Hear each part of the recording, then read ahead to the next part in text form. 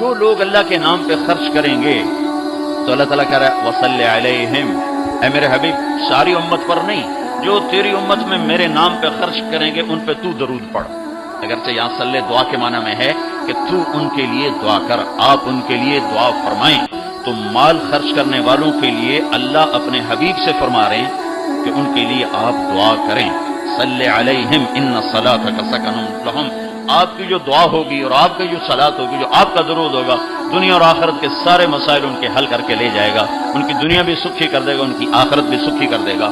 تو اللہ تعالیٰ نے زکوٰۃ فرض کی، وہ بہت تھوڑی فرض کی، پہلی امتوں پر تھی 100 میں 10 روپے، اور ہماری ہے 100 پہ 2.5 روپے، اور اتنا فضل فرمایا کہ پورا سال پیسہ پڑا رہے، پھر کہا اس میں سے 2.5 روپے دے دو، 2,500 دے دو، اگر استعمال ہو جائے تو کوئی سال سے ایک دن پہلے اگر وہ مال خرچ ہو گیا ہے تو زکوٰۃ ختم ہوگی۔ اور 82 دفعہ قرآن میں مال خرچ کرنے کا حکم آیا، 82 دفعہ، اور اللہ تعالیٰ نے ترغیب دی ہے کہ مالدار فقیروں پہ خرچ کریں۔ پھر اللہ تعالیٰ نے فقیروں کو ترغیب دیا کہ تم بھی جتنی وسعت ہو خرچ کیا کرو۔ میرے نبی نے ترغیب دی، سبق درہم 100,000 درہم، 1 روپیہ اللہ کے نام پہ خرچ کرنا 1 لاکھ روپیہ خرچ کرنے سے بڑھ گیا۔ تو صحابہ نے عرض کی وہ کیسے بڑھ گیا؟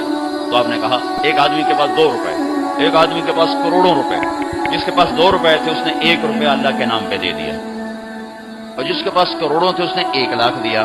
جس نے 2 میں سے 1 دیا اس نے اپنے مال کا آدھا حصہ دیا، جس نے 1 لاکھ دیا اس نے اپنے مال کا کوئی 1000واں حصہ دیا۔ جب تولا جائے گا تو 1 روپے کا وزن 1 لاکھ سے بڑھ جائے گا۔ اور اس کا ایک واقعہ بھی، حضرت عمر ہمیشہ حضرت ابو بکر سے کوشش کرتے کہ آگے نکل جاؤں، آگے نکل جاؤں، آگے نکل جاؤں، ساری زندگی موقع نہ بن سکا۔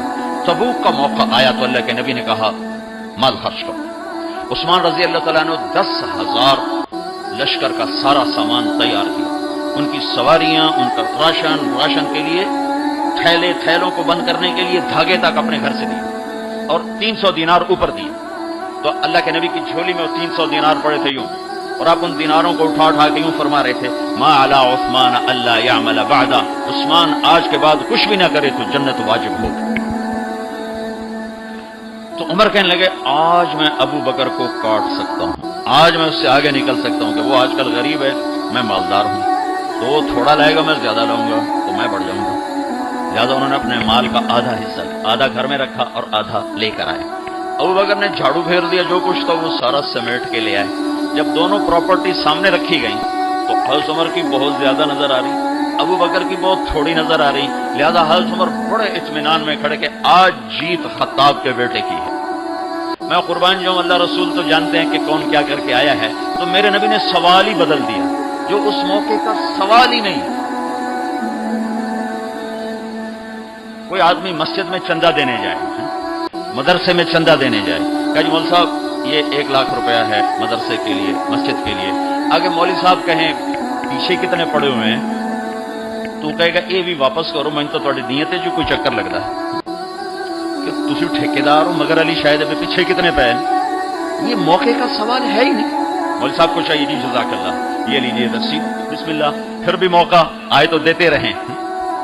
تو میرے نبی نے پوچھنا یہ تھا ابو بکر کتنا لائے ہو، عمر کتنا لائے ہو، اور یہی اس موقع کا سوال ہے، لیکن اللہ رسول جانتے ہیں کہ کس کے مال میں وزن زیادہ ہے، تو میرے نبی نے سوال بدل دیا، فرمایا عمر ما خلفت، عمر پیچھے کیا چھوڑ کے آئے ہو؟ تو عمر تو وہیں دھڑم ہو گئے گا، با میں گیا، سوال سے ہی وہ پتہ چل گا، با میری کلی اڑ گئی وکٹ۔ عمر ما خلفت یا ما ترکت لأہلک، یہ دونوں الفاظ ہیں، پیچھے گھر والوں کے لیے کیا چھوڑا؟ تو پہلے حضرت عمر بڑے جوش میں کھڑے تھے، پھر ایک دم ڈھیلے ہو گئے، کہنے باجی کو آدھا چھوڑا ہے آدھا لایا۔ پھر آپ نے کہا ابا بکر ما خلفت یا ما ترکت لأہلک، ابو بکر تو پیچھے چھوڑ کے کیا آیا، بچوں کے لیے کیا چھوڑ کے آیا؟ انہوں نے کہا ترکت اللہ ورسول، میں تو اللہ اس کے رسول کو چھوڑ کے آیا ہوں، باقی سب کچھ لے آیا۔ تو اس پر عمر کہنے لگے ابو بکر میں نہیں تجھ سے آگے بڑھ سکتا، کوئی بھی تجھ سے آگے نہیں بڑھ سکتا۔ اور اگلی سنو،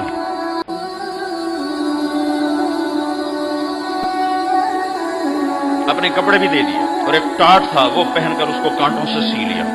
تو جبریل آئے، کہنے لگے یا رسول اللہ اللہ تعالیٰ پوچھ رہے ہیں کہ ابو بکر نے یہ ٹاٹ کیوں پہنا ہوا ہے؟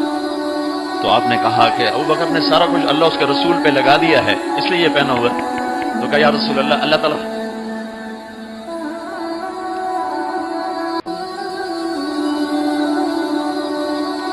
تعالیٰ فرما رہے ہیں ابو بکر سے پوچھو مجھ سے راضی تو ہے؟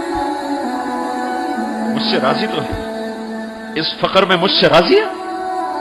میں تو اتنا سفر کر کے آیا ہوں، حالانکہ ابھی 4 دن پہلے میں 12 ملکوں کا 10 ملکوں کا سفر کر کے آیا ہوں، ساری ہڈیوں میں درد ہے۔ میں اس لیے آیا ہوں کہ چلو کوئی بخشش کا بہانہ مل جائے، کوئی بخشش کا بہانہ مل جائے، اللہ راضی ہو جائے۔ آپ سارے اس لیے حج پہ جا رہے ہو کہ اللہ راضی ہو جائے۔ جو سارے جہان سے کہتا ہے مجھے راضی کرو، وہ کہہ رہا ہے ابو بکر سے پوچھو مجھ سے راضی تو ہے؟ تو آپ نے کہا ابو بکر تیرا رب تجھے سلام بھی کہہ رہا ہے اور پوچھ رہا ہے کہ راضی ہو؟ تو ابو بکر کی چیخیں نکلی، میں اپنے رب سے راضی، میں اپنے رب سے راضی، میں اپنے رب سے راضی۔ میرے بھائیو بہنوں، زندگی ایسے گزار کے مرو کہ اللہ کو ملے تو اللہ خوش ہو کے مل رہا، ایسے نہ مرو کہ اللہ کی بارگاہ میں پیش کیے جا رہے ہوں مجرم بن کر، قیدی بن کر۔ تو اللہ اس کے رسول نے مال لگانے پر زور دیا۔ اللہ چاہتا تو سب کو مال دے دیتا، کسی کو فقیر، کسی کو مالدار۔ مالدار کا شکر کا امتحان لیا، فقیر کے صبر کا امتحان لیا۔ کہ اللہ فقیر کا صبر دیکھے گا، مالدار کا شکر دیکھے گا۔ اور جب مالدار لوگ زکوٰۃ نہیں دیتے تو پھر عزتیں نیلام ہوتی ہیں۔ جب سب کچھ اپنے اوپر لگانے کا ذوق بن جاتا ہے، تو اپنے ہی بڑے بڑے زیور، کپڑے، گھر، گاڑیاں۔ یہ بھی لاہور کا واقعہ ہے۔ بیگم صاحب ڈرائیور کے ساتھ گئی ہیں اور واپسی پہ کہہ رہی ہیں اسلم ڈرائیور، آج میری بڑی اچھی قسمت ہے، وہ ساڑی میں نے لی تو میں سمجھ رہی تھی 1 لاکھ کی ہے، وہ تو مجھے 75,000 میں مل گئی، بڑی سستی مل گئی۔ خوش ہو کے ڈرائیور کو بتا رہی۔ تیسرے دن ڈرائیور کے بیٹے کا بازو ٹوٹ گیا، وہ آ کر کہتا ہے صاحب جی میری تنخواہ میں تو اس کا علاج ہو نہیں سکتا، تو مہربانی کر کے کچھ میری مدد کر دیں، اس کا علاج ہو جائے۔ تو صاحب کہتے ہیں اسلم تمہیں پتہ تو آج کل کاروبار بڑا مندہ ہے، تو میرے پاس تو گنجائش نہیں، میرا ایک ڈاکٹر دوست ہے، میں اسے فون کر دیتا ہوں، وہ تمہاری مدد کر دے گا۔